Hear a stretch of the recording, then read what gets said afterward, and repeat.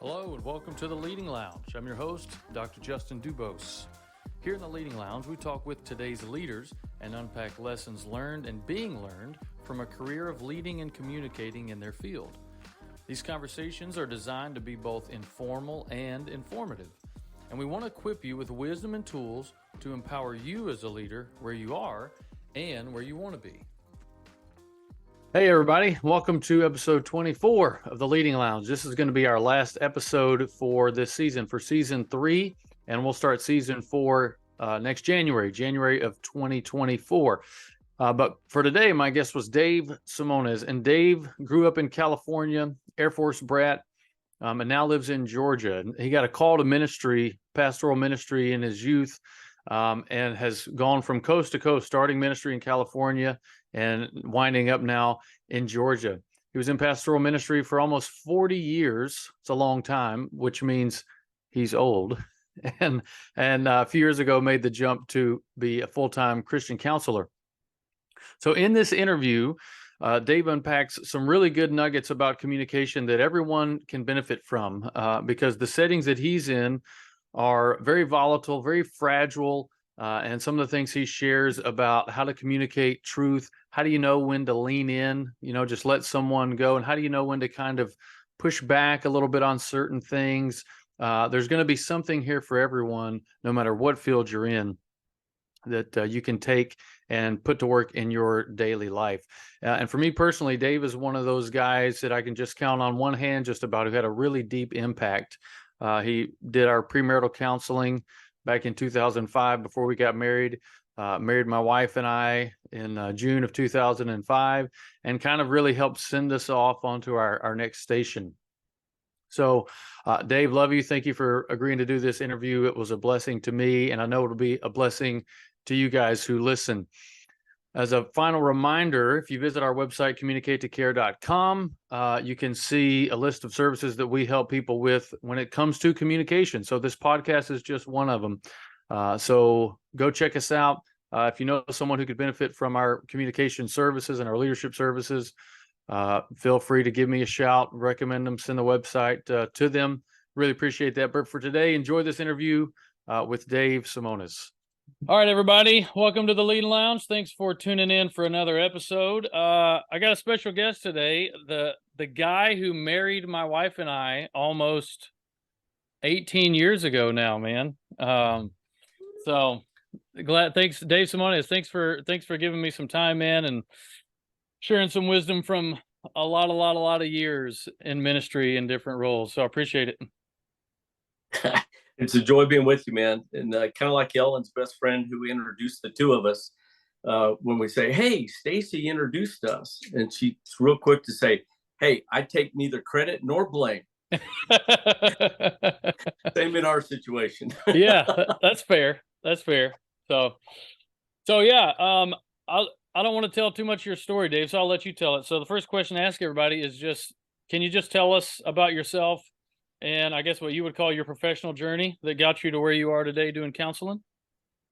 Absolutely. I was born an Air Force brat, and so I traveled around a bit, but had moved out to California back in the early to mid 70s, and got saved at about the age of 14 during the Jesus movement. And that was pretty amazing. But 2 years later, God gave me a radical call into ministry. And that's a story unto itself. But from there, I went and did my undergrad down at Chapman in Orange County, there in Southern California. And then when it came time for seminary, I went off to Lexington and was just kind of classically trained. But in the undergrad and grad years, I got to serve 3 different youth groups. And so I loved just working with youth, always have, and did for the entire 39 years that I did the church gig. No matter what else I did, I always worked with the youth as well. And so that was a huge passion of mine. Love working with kids. And then about 5 years ago, my wife and I were going to counseling.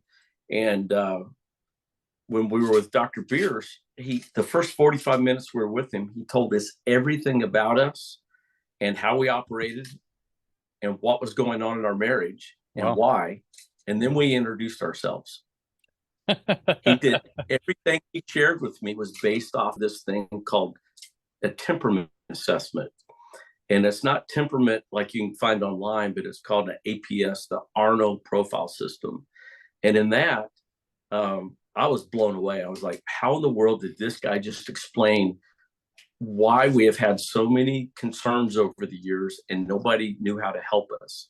And he just, man, he did it in one session. It was amazing. Wow. And as we're walking out of there, I turned to Ellen and I said, honey, I've got to have this in my toolbox.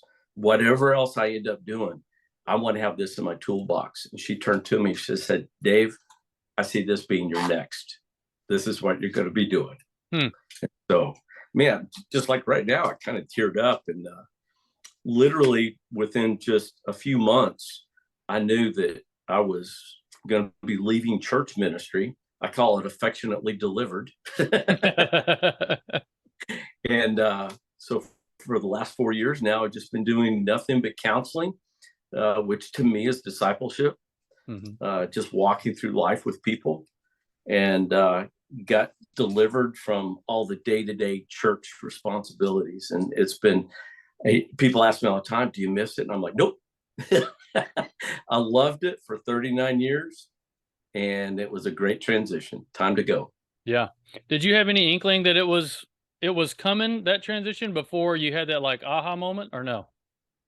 Yeah, a little bit. Just knew that there was a season change coming. Had no clue as to what it would be or where or how. You know, in my past, it had always been a move, going somewhere else or a different church. I've served 4 different churches here in Middle Georgia, living in the same house.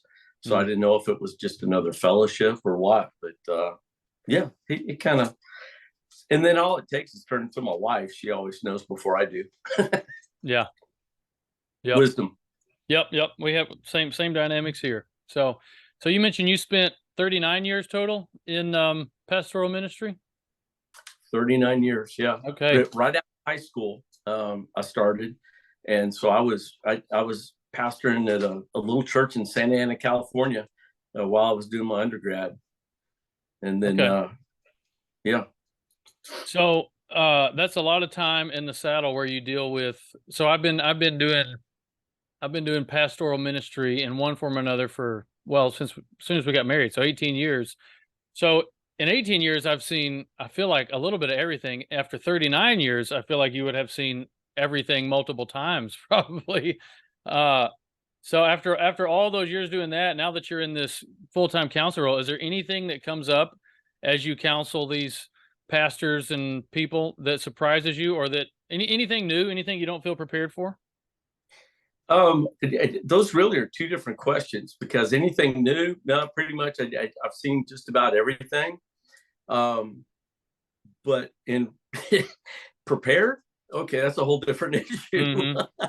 Each day, I think there's a bit of fear and trepidation. Just a absolute, Lord, I can't do this, and I think that was built in by Him, so that I stay dependent on Him. Not rely, I've handled this before. As a matter of fact, just look at how Jesus healed blindness. He didn't do it the same way each time. Yeah. And I think the tendency is, if we did it one way before, we'll go back to that again. But the thing we need to repeat is the prayer, not the action. You know, it's kind of like David when he was going against the Philistines, and he sought the Lord, and the Lord said, go down into the valley, or go up under the mountain, I'll give you the victory. And so he went up and God gave him the victory. Well, 3 verses later, same armies, same battlefield, same situation. And what does he do? Does he go up the hill the same way? No, he seeks the Lord, and the Lord gave him a different battle plan. And so each day as I come in, even though I may have seen the same scenario 100 different times, I'm like, Lord, show me, because I don't have a clue, but you know it all. So I'm just trying to follow you today, Lord. Show me. Yeah. A couple things with that. The temperament assessment really gives me a clue as to what people are open to, or how I can help direct them, and what a lot of their true issues are. Shows me what their real needs are. So much of what people face today, they don't really understand what their needs are. Kind of like socialization. Some people are big social bugs, and during COVID, when it first broke out, they were freaking out because they weren't able to be among people. Yep. Melancholies, on the other hand, were like, whoo-hoo, Yeah. people are gone. Living my dream. Right. But those of us that are called sanguine, that are people, I've got the first lady I met when COVID broke out. She was almost catatonic because she wasn't around people anymore. Mm-hmm. And I had her husband take her down to Kroger and sit in the parking lot just so she could loosen up enough by being around people so she could talk. And man, she's doing great now. But she never realized how much she needed socialization. And here, this poor lady, she loved her kids, but she had homeschooled for years. So all this repressed, she did not have the opportunity to reach out by being home and with her kids. So when COVID hit, man, it just crushed her. Yeah. And now she's socializing and getting out of the house and being around people. Man, she's flourishing like never before. Yeah, I believe it. I've told people before, I think I did mention on a previous podcast episode I did, but when COVID hit, I was the demand on, as an Army chaplain, even just as a reservist, the demand went way up. You know, you're dealing with more situations more frequently. Plus, I've got the church, which is just like, you know, we're in crisis mode, just trying to figure out what the heck to do. And I wrote a resignation letter to my colonel, basically saying, look, I don't get any joy out of this anymore. There's not all the things I liked about it. I don't get to experience anymore. And he and another mentor of mine basically gave me advice that was, hey, look, you're just a serial extrovert, man. Just hang in there until life goes back to normal. And once you're around people, you know, you'll be great again, which was exactly what happened. And I wouldn't have guessed that about myself, but I found it to be remarkably true. Well, I would say that's why you and I clicked so well back when we first started hanging out together, was that we're just people. We have to have, and that's a lot of energy. Many people can't handle being around us. Yeah. Because there's just a lot of life in us. As a matter of fact, I had a 15-year-old girl last month.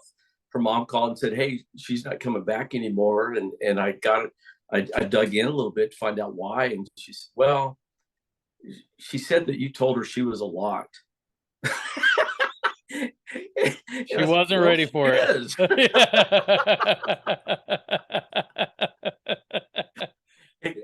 And for those of us that are a lot, it's like, yeah, okay, great. But for those that don't, they have lower energy. And literally just being in the same room with us can sap it out of them. Yeah. Not that we mean to. We just love life, man. We're just passionate, you know? Yeah. No, it's true. Go ahead, Dave. Sorry. No, after you. Well, I was just going to say, you mentioned this tool that you have. I came across one that I've started using in couples counseling, or even just with individuals. And I'll do it with a lot of like the coaching and stuff I'm doing, but it's called SDI. I don't know if you ever heard of it, but same kind of thing. It'll spit out this 16 page personalized assessment.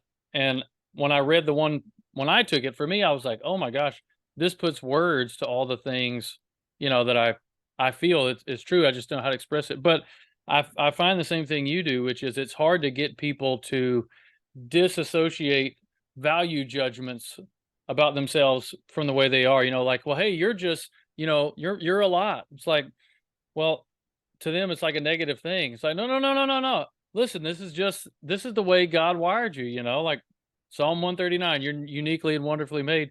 This is just how you're made, man. Just, it's okay. There's nothing good or bad about it. You just embrace it. Well, like on the graph that we use, there's 6 different lines and it goes from 0 to 9 on each one. And so just do the math. That's over 4,000 different blends you could have on that one page. Like you said, just affirming, fearfully and wonderfully made. And like you were saying a minute ago, you know, asking, have I seen anything new? You know, there has been a lot over the last few years, just as far as the openness about sexual deviancy and the pull that society is making on people to live out their sin lust. Right. Now, I have counseled transgender. I have a few homosexual, lesbian, whatever different type things that they're experiencing. But the thing that I guess I've run up against the most is in all of the teen girls that I have counseled in the last 4 years, there's only been a couple, literally only 2 out of all of them, that did not at some point question their sexuality. And I'm like, okay, now wait a minute. I've been doing this since we got off the ark, right? And so bottom line, if there has been that radical a shift just in the last few years, that's not a norm. That is social brainwashing. Yeah. And that's probably the one nuance that has changed most radically. Interesting. Yeah, not surprising, but yeah, I guess it's true. The longer period of time you have personal experience, the more you can tell, hey, this is an abnormality. This is some kind of explosion of something that has not been there for 40 years that I've been involved with people. Yeah, absolutely. Cool. Well, one of the questions I want to ask you was, different people are wired for different like emotional quotients. Elaine always tells me I just don't have a high emotional quotient. We'll watch a movie that's just like a real tearjerker, and I'll flip the lights on and be like, all right, time to brush teeth. Let's go to bed. It's just like movie's over, on to the next thing. And everybody else is, it takes them 2 days to recover from the emotional trauma of whatever we just watched. So, right. So you deal with a bunch of very delicate, emotional situations and emotional beings. We're all emotional beings on some scale. So what advice could you give to other people who, like me, maybe aren't really wired with a very high emotional quotient, and they find those settings difficult? And I'll tell you, part of the reason I'm asking this, Dave, is one of the focuses of this podcast is on leadership. And so anybody who's in any leadership role is going to have to deal with human beings who are emotional beings. So a lot of people struggle with it that I end up coaching. So, I guess what advice could you give to us? Well, bottom line for me, it's a matter of slow down and read the room. Particularly those of us that are amped up so much. I mean, we've got a lot of energy. As a matter of fact, my profile on the APS says inactivity is stressful. Mm-hmm. So if I'm not doing something, my anxiety is trying to ratchet up on me. And I guarantee yours says the same thing on it. Yeah. And so part of it is slowing down and reading the room. Right now, oh gosh, we're The Ruthless Elimination of Hurry by Comer. Hey, have you seen or heard of that one? I've heard of it, but I don't know anything about it. Hey, I'm just starting it, and I'm not sure if I'm going to love it or hate it, because it's talking about that very same thing. Just slow down and read the room and appreciate what God is doing in the moment. For me, anybody coming in the door, I'm going to ask them to chime in on Philippians 2:1-18. If there's anything good, anything praiseworthy, any of this kind of stuff, be like-minded like Christ. In other words, put other people ahead of yourself. Mm-hmm. And so in that moment, like you were just describing after a movie, just read the room, slow down, read the room, check it out. Now, as far as me in the counseling setting, the number one thing I do is I have to be prayed up. When I got saved, God called me to a level of accountability. Then when he called the ministry, he ratcheted that up majorly. Okay. Mm-hmm. Then when I started working in the churches, okay, now that's another, exponential level of accountability I have to have. Then I got married and had kids. Okay, now God's really taking it through the roof, right? And I've always had accountability partners too. And right now I have 8 accountability partners and my 3 sons. So there's plenty of places I can be accountable. But as I left the church setting, Luke came to me and said, "Hey, Dad, you've always talked about being accountable for, all these different reasons. Now you're not in the church. Now we're grown and gone. How are you going to stay accountable?" Good question. And I said, wow. Excellent question. I said, bottom line, people coming in every day, they need me to be on my game. So I can't slack on being in the Word. I can't slack on prayer. And I think those are the top two for your question. Is I have to stay in the Word and I have to be in prayer, so I'm being led by the Spirit. Not like I said earlier, oh, I've handled this 100 times. No, this is new. This is this person's story. This is their experience. And so I need to know where they're coming from. Now, the temperament tool is radical as far as helping me understand some people can't be told what to do. I know before they come in the door who wants to be there and who doesn't want to be there at all. Their profile literally tells me that. So they'll take this they'll take this assessment before they ever see you? Yes. Oh, yeah, that's super helpful. Yep. Oh, yeah. Yeah. I don't even want to talk to them before that. Yeah. I want to know what I'm walking into, you know? Yeah. It lets me know who's a verbal processor. Like you and I, we have to talk things out. Yep. And we want to get it dealt with right then. Don't walk away. Let's hash this out right now. And we're going to hug and be good and walk away, you know? There's other people, it doesn't matter how important it is, they're going to need some time to process. A melancholy, they're going to need 2-3 days, a week, 2 weeks in order to process. And then they might come back to it. Right. You know, and that's going to drive me nuts. But understanding what their need is. And so some people are not verbal processors, some are. So knowing those things are very helpful. I'm sure some of your kids they're touchers, huggers. Yeah. Others, they'll show their love by doing something for you. Mm-hmm. Okay. Yep, definitely. And just knowing those things on a profile before you ever get together, that helps a lot. Yeah. No, I'm sure. I mean, I'll give you a good example, personal example. So our second daughter is a toucher, and I am not a toucher. You know, I'm like, okay, get up, let's go do something. You know, what are we doing? So Elena, once she realized this, and once I started realizing this about myself, I took her on a date. We went to a ball game. And in the middle of this, you know, and I'm there for the game, man. I'm focused on the game. I'm watching the game. And my phone buzzes in my pocket, and it's Elena. And she says, put your arm around her. And I was like, oh, okay, yeah. So I put my arm around her, and we keep watching the game. You know, she's like, hold her hand. Oh, okay, yeah. And so, you know, those little things mean so much, but I was so ignorant about how other people, you know, what their needs are. So yeah, I'm sure you're right. Just being prayed up and being aware of that. So would you, that profile you mentioned, is that something that just anybody can take? No, it's actually through Sarasota Christian Counseling Association. Okay.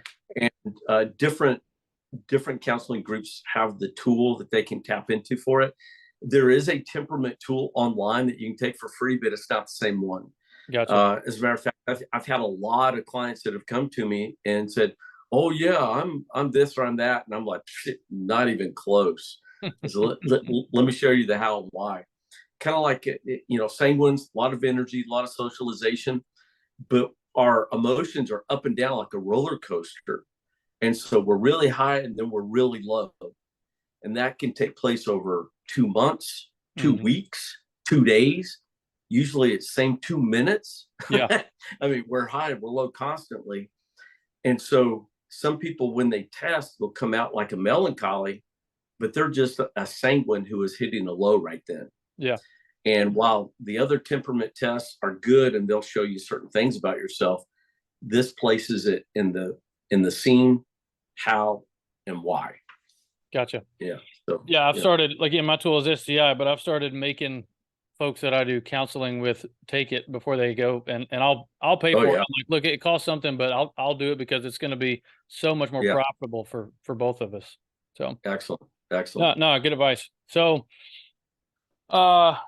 one of the mentioned leadership as a focus of the podcast. Another one is communication, which is really why I've got you here, because this is what you do every day. So how do you know, as a counselor, how do you know when to just be present and actively listen to someone when you're with them, or when to provide some kind of input? And at the same time, like in counseling situations, sometimes people just need a hug or a little hand holding, and sometimes it's like, okay, you need to move on this, So how do you Right. know when it's appropriate to kind of gently nudge versus maybe give some more direct guidance to them?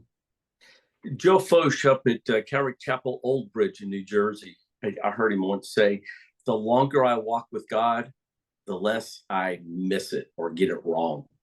Hmm. And so I think a lot of that is just literally walking with the Lord and staying in that close contact, kind of like you were saying, with your daughter, with your arm around her. The more you're in close contact, the less you'll get it wrong. Mm-hmm. And so part of it's that, part of it's being prayed up, part of it's the tool, because literally the tool will tell me who to charge in, who to back off, who to go Okay. slow. So that's a huge element. But when it comes down to it, literally reading their input on that.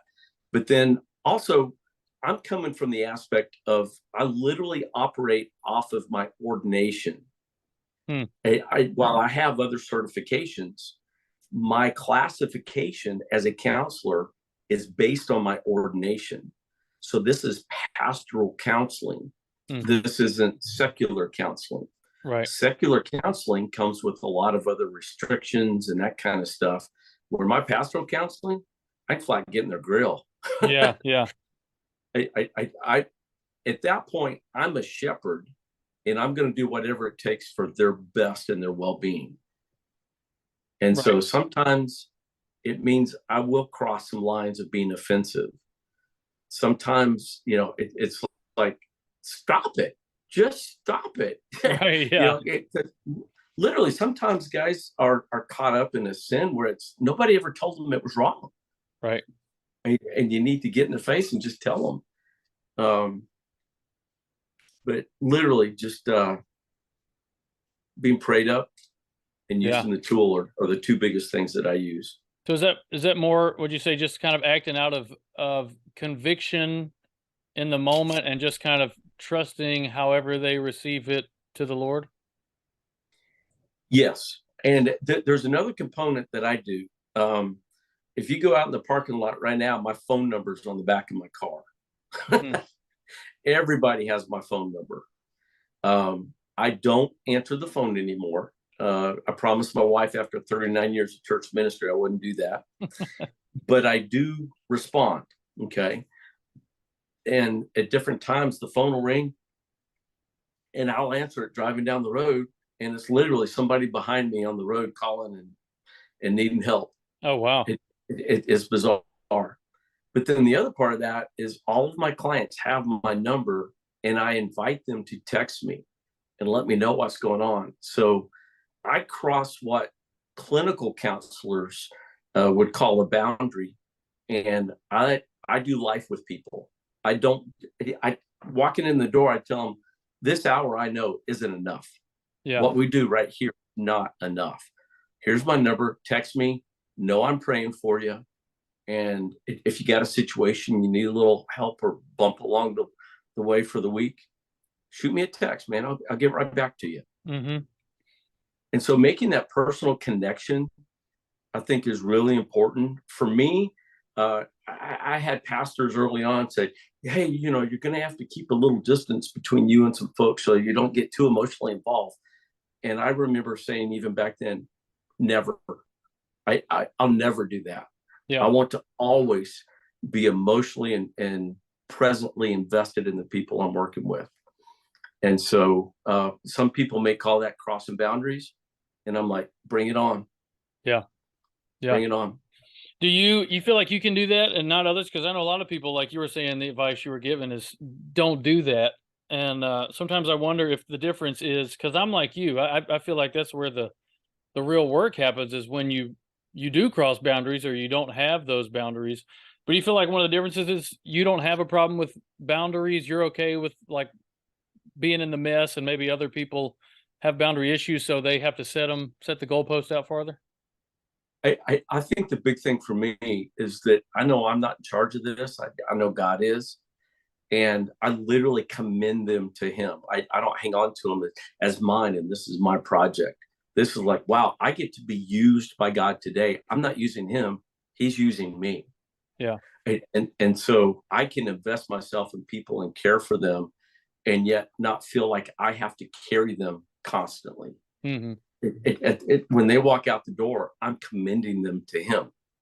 When they text me, I'm lifting that up to him. I'm not carrying that around with me all the time. Now, there are times where, kind of like this Christmas, I knew there was a guy that was in danger. I had counseled him earlier in the week and wasn't sure if he was going to make it the next few days. And he texted me on Christmas Eve and he said, "Hey, I need help." And I said, "I told you, get to my house." He goes, "I'm in your driveway." Mm. So I went in and I told Ellen, I said, "Hey, we're going to have a guest for the next couple of days." And she said, "Excuse me, do I have a word in this?" I said, "Unfortunately, not this time, babe. I'm sorry." Yeah. And so for Christmas Eve, Christmas Day, we had a guest. Yeah. And it was the weirdest, wonkiest Christmas we've ever had. I believe it. And yet what was crazy was this guy had never experienced family interaction. And we were just doing life. What was normative for us was totally foreign for him. Yeah. And he learned so much about just peace and seeing God work on a day-to-day basis just by being in the house. And so I guess that's where, you've heard the phrase, they'll catch it. You can't teach it, they'll catch it, Right. And he caught it.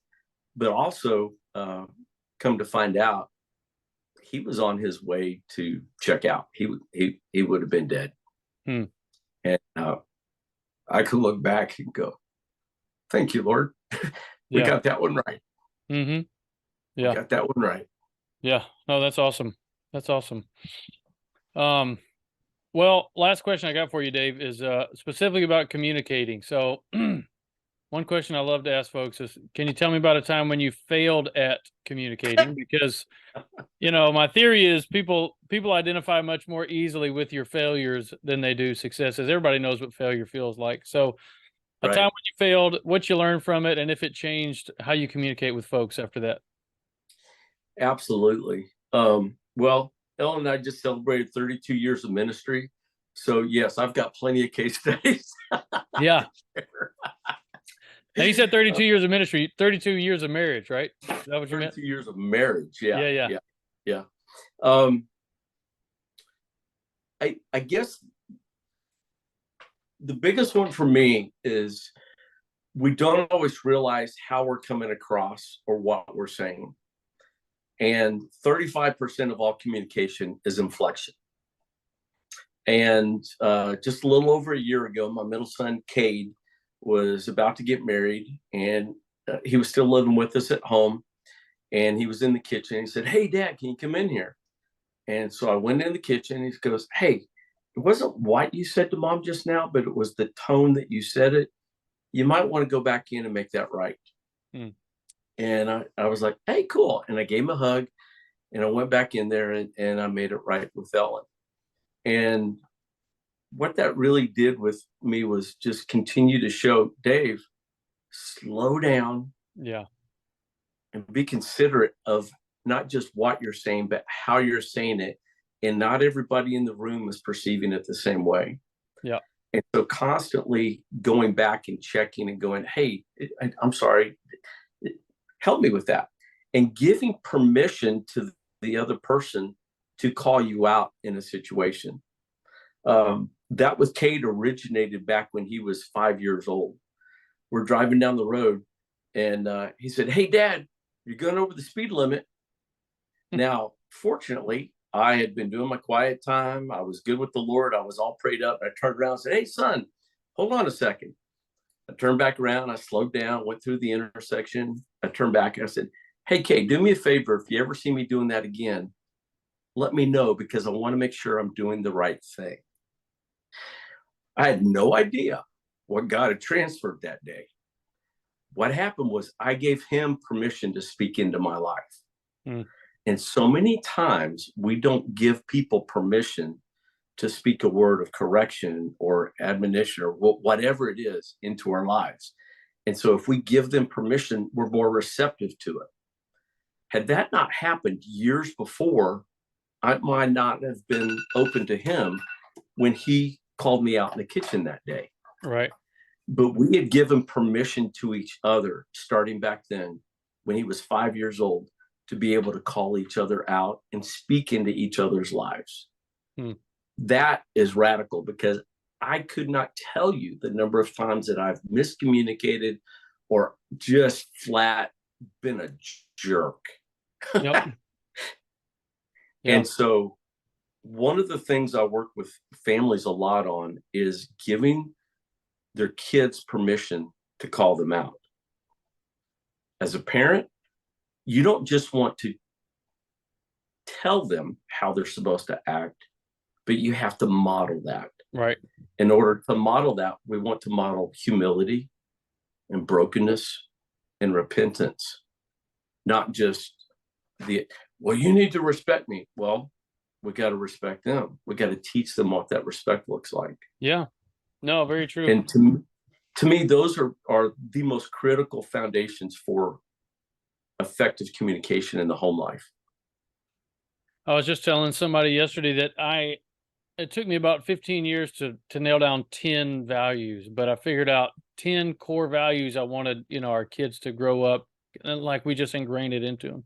And I had them framed, and they're above the dining room table. But one of them is to assume positive intent. Like if you're not sure if someone meant, something good or bad, just assume that it was good. And so we have these initials API, it started with me kind of hollering at the kids because they would get in fights about something, and I'm like, hey, API kids, API. And then the first time, because I gave them permission, I was like, look, now if you catch me, not assuming that you guys meant well, then you call me out. And the first time one of them did it, they said, API, Dad, API. It was like, oh, who are you?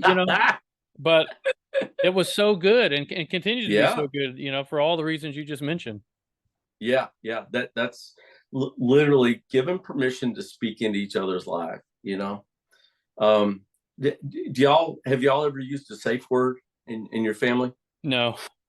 Safe word is literally just hey, let's call it timeout and everybody decompress.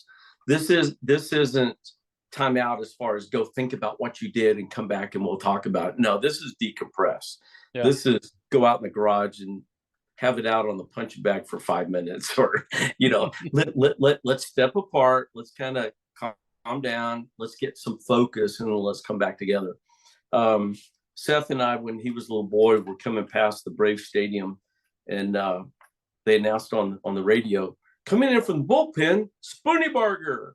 And man, we just started laughing. And Seth looked at me and said, Dad, we're not supposed to make fun of people's names.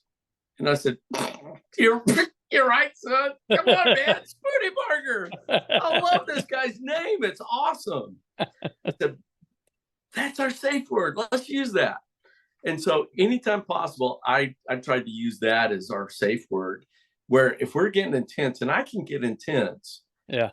Hey, let's yell that and then disappear, let everybody calm down. Then we can come back together and negotiate when to work it out.